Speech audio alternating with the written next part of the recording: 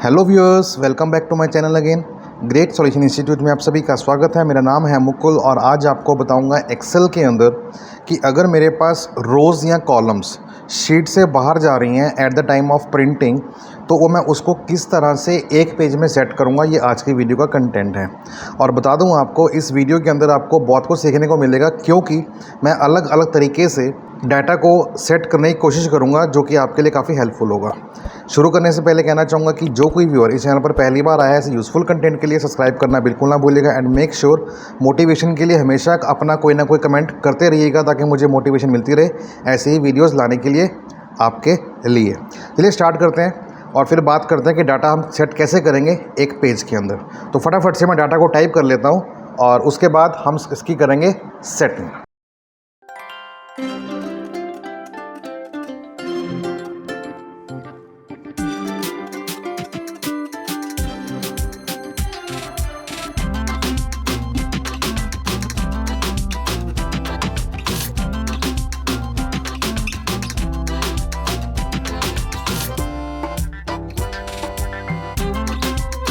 तो चलिए देखते हैं। मैं प्रेस करता हूँ कंट्रोल के साथ F2, ये चेक करने के लिए इसका प्रीव्यू कैसे आ रहा है। तो देखिए पूरा ये साइज़ है पेपर का और ये इतने एरिया में प्रिंट हो रहा है, बाकी सारा स्पेस खाली है। तो मैं क्या करता हूँ, यहाँ से जो रिकॉर्ड्स हैं इनको मैं और आगे ले जाता हूँ कॉपी एंड पेस्ट करके। अब जिससे देखिए लाइन आ गई यहाँ पे मार्जिन की, जो कि बता रही है कि ये पूरा का पूरा डाटा जो है अभी एक ही पेज के अंदर आ रहा है। चेक करते हैं। ठीक है, ये देखिए एक ही पेज के ऊपर आ रहा है 1 of 1। अब मज़े की बात ये है कि मुझे क्या करना है कि मेरा इसमें दिल नहीं भरा और मैं यहाँ पे 2 कॉलम और इंसर्ट करता हूँ। तो देखिए 2 कॉलम इससे बाहर चले गए। कंट्रोल F2 करता हूँ, प्रिंट प्रीव्यू, देखिए 2 पेज में आ रहा है। अब इसको मुझे एक पेज में करना है। तो पहला तरीका क्या है हमारे पास, देखिए मार्जिन, ये जो मार्जिन है हमारा लेफ़्ट में और राइट में ये आ रहा है। तो मैं यहाँ पे क्या करता हूँ, नॉर्मल में जाता हूँ और जाता हूँ कस्टम मार्जिन के अंदर। तो अभी जो साइज़ दे रखा है वो 1.8 लेफ़्ट से है, राइट से भी 1.8 है। तो इसको मैं यहाँ से कम करता हूँ। मैंने किया 0.3 एंड 0.3, ओके किया। देखिए अभी भी जो है 2 पेज में नहीं आ रहा, बल्कि एक पेज में आ रहा है, बट वो स्पेस की वजह से सेकंड पेज आ रहा है, क्योंकि ये देखिए AY वहाँ जा रहा है। अब यहाँ पे देखने वाली बात है कि देखिए DAY ये कट रहा है। तो इसको मुझे करना है सेटिंग, तो मैं इसको एक एक करके कर सकता हूँ इस तरह से, बट मुझे ऐसे नहीं करना। मैं यहाँ पे क्लिक करूँगा इस पोर्शन के ऊपर। इससे क्या होगा कि पूरी की पूरी शीट सिलेक्ट हो जाएगी। और इसके बाद मैं क्या करूँगा, फॉर्मेट पे जाऊँगा और यहाँ पे लूँगा ऑटो फिट कॉलम विड्थ, ताकि जो कॉलम की विड्थ है वो ऑटोमेटिकली फ़िक्स हो जाए। ये देखिए फ़िक्स हो गई। और अब चेक करते हैं कंट्रोल F2। तो आप देखेंगे एक कॉलम बाहर चला गया।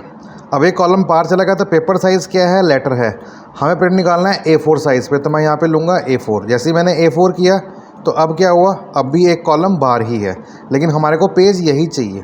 तो हमारे पास अब क्या ऑप्शन है, क्योंकि हमने यहाँ पे फॉर्मेट पे जाके ऑटो फिट कॉलम विड्थ तो कर लिया, अब तो कोई ऑप्शन है नहीं हमारे पास।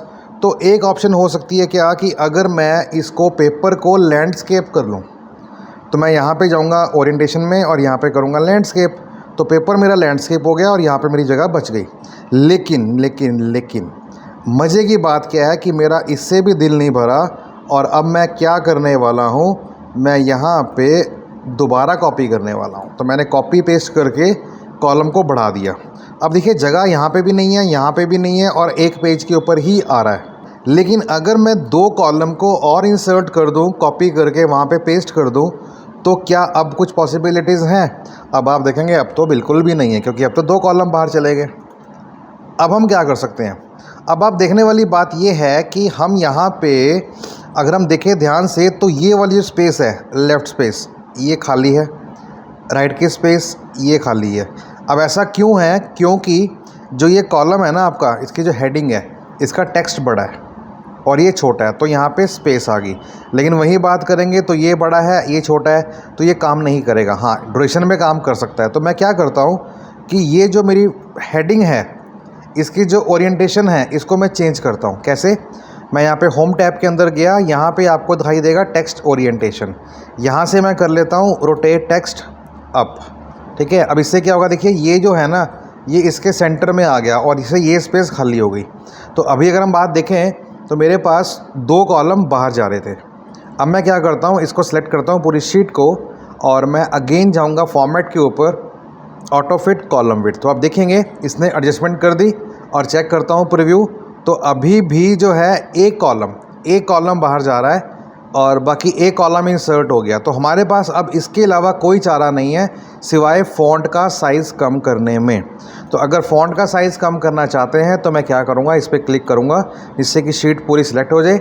साइज़ आ रहा है 11, तो मैं इसको कर देता हूँ 10 करने के बाद मुझे यहाँ से दोबारा से करना होगा ऑटो फिट कॉलम विड्थ। अब चेक करता हूँ तो ये हो गया, लेकिन 10 से कम हम नहीं जा पाएंगे क्योंकि मार्जिन ही नहीं है। तो अगर मैं इसको अंडू करता हूँ और दोबारा से 11 कर देता हूँ तो अब भी हमारे पास मार्जिन नहीं है।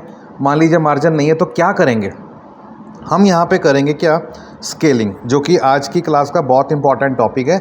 और ये जो है ना आपका यूज़ हर जगह होता है जब हमें प्रिंटिंग करनी होती है और जब देखते हैं कि हमारा एक रो और एक कॉलम बाहर जा रहा है या फिर 2-3 कॉलम बाहर जा रहे हैं, तो उसको एक पेज में करने के लिए हम लोग पोर्ट्रेट से लैंडस्केप कर सकते हैं और लैंडस्केप के बाद हम क्या कर सकते हैं, उसका मार्जिन कम कर सकते हैं। और तब भी कम नहीं होता तो हमारे पास टूल है लास्ट, जो कि हुक्म का इक्का है। और वो क्या है, हम यहाँ पे जाएंगे पेज लेआउट के ऊपर और यहाँ पे देखिए ऑप्शन आ रही है क्या, स्केलिंग 100%, हाइट की और विड्थ की। इसका मतलब क्या है, अगर ये 100% है तो बिल्कुल ये एक्चुअल साइज़ के अंदर है। अब इसकी स्केलिंग मुझे कम करनी होगी, बट कितनी मुझे नहीं पता ना। तो यहाँ पे जो विड्थ आ रही है जिसके हिसाब से 2 कॉलम हमारे बाहर जा रहे हैं, तो मैं यहाँ एक कॉलम बाहर जा रहा है सॉरी, तो मैं क्या करूँगा, विड्थ को मैं यहाँ पे कर दूँगा 1 पेज। तो फोर्सफुली देखो उसने स्केलिंग कर दी 95%। और आप यहाँ पे देखेंगे तो डाटा एक ही पेज के ऊपर आ गया। और यही नहीं, अगर आप एक कॉलम को और दोबारा से वहाँ डाल देंगे पेस्ट करके, तो ये भी आपका एक पेज में आ जाएगा क्योंकि स्केलिंग हो रखी है। स्केलिंग पहले कितनी थी 95%, अब कितनी होगी 91%। अब ऐसा नहीं है ना कि हम डाटा 2 पेज का एक पेज में ले आएंगे और स्केलिंग को 50% कर देंगे। उससे क्या होगा कि रीडेबिलिटी ख़त्म हो जाएगी, पढ़ा नहीं जाएगा। बट ये अभी आपका पढ़ा जा रहा है आराम से, तो आई थिंक इतना सफिशिएंट है। इसी तरह बात करते हैं हाइट की।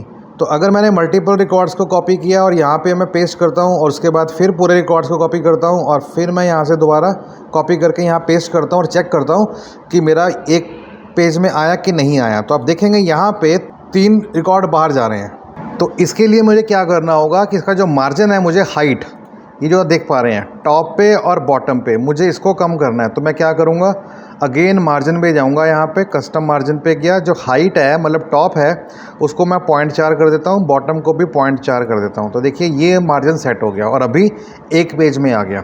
लेकिन अगर मैं यहाँ पे भी 5-6 रिकॉर्ड फालतू कर दूँ तो उस केस में यहाँ पे क्या होगा, देखिए 2 रोज सॉरी बाहर चलेंगी।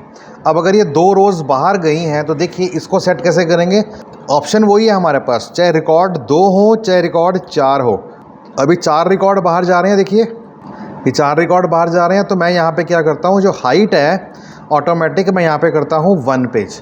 तो 1 पेज में हाइट स्केलिंग हो गई और मैं करता हूँ कंट्रोल F2। तो आप देखेंगे यहाँ पे पूरा का पूरा जो डाटा है with the help of scaling वो एक पेज के ऊपर आ गया। So this is the power of scaling. तो बता दूं आपको स्केलिंग कब करते हैं, जब हमारा डाटा जो है एक शीट से बाहर जा रहा हो, वो इन टर्म्स ऑफ चाहे आपका हॉरिजेंटल हो चाहे वर्टिकल हो, या यूँ कहें कि रोज़ में हो या कॉलम्स में हो। बट ये आपको तब करना है जब आपके 1 या 2 कॉलम या 3 कॉलम बाहर जा रहे हैं या फिर 2-3 रिकॉर्ड्स या रोज़ बाहर जा रही हैं। अगर आपके 15-20 हैं तो आई थिंक ये टूल आपके लिए सही नहीं है, क्योंकि वो कर तो देगा लेकिन जब प्रिंट आउट निकालेंगे तो वो रीडेबल नहीं होगा, पढ़ा ही नहीं जाएगा। तो अपनी सुविधा के हिसाब से जो भी आपको करना है स्केलिंग वो आप कर सकते हो। अब इसको स्केलिंग को मैं ऑफ करता हूं, तो कैसे करूंगा, मैं विड्थ को करूंगा ऑटोमेटिक। देखो जैसे ही मैंने ऑटोमेटिक किया और हाइट को ऑटोमेटिक किया तो उसने अभी स्केलिंग वही रखी हुई है 86%, मतलब उसका कोई इम्पैक्ट नहीं पड़ा। तो इम्पैक्ट कब पड़ेगा, जब मैं यहाँ पे करूँगा 100%। तो मैं यहाँ पे टाइप करता हूँ 100% और अब आप देखेंगे कि मेरे पास डाटा 4 पेज में आया। कैसे, एक पेज तो पूरा ये हो गया, नेक्स्ट में गया, अगले में ये रिकॉर्ड हो गया 2, तीसरे में क्या आएगा, वो कॉलम जो मेरे इसके आगे जा रहे थे 2 पेज के बाद। तो ये देखिए 2 कॉलम ये और फिर उसके बाद 2 रिकॉर्ड ये। सो इस तरह से हम स्केलिंग को यूज़ कर सकते हैं at the time of printing, कि अगर हमें लगे कि हमारा डाटा जो है शीट से बाहर जा रहा है। सो उम्मीद करता हूँ आपको समझ में आ गया होगा। इन केस अगर कोई डाउट रहता है तो मुझसे पूछ सकते हैं। सो ऐसी यूज़फुल वीडियो के लिए कमेंट करना, सब्सक्राइब करना, चैनल को बिल्कुल ना भूलिएगा and make sure bell icon पर जरूर प्रेस कीजिएगा, ताकि जब भी कोई ऐसे यूज़फुल कंटेंट आए आप लोगों के लिए उसकी जानकारी आप तक पहुँच सके। सो मिलते हैं नेक्स्ट वीडियो के अंदर, अपना ख्याल रखिएगा, तब तक के लिए बाय बाय, टेक केयर, जय हिंद।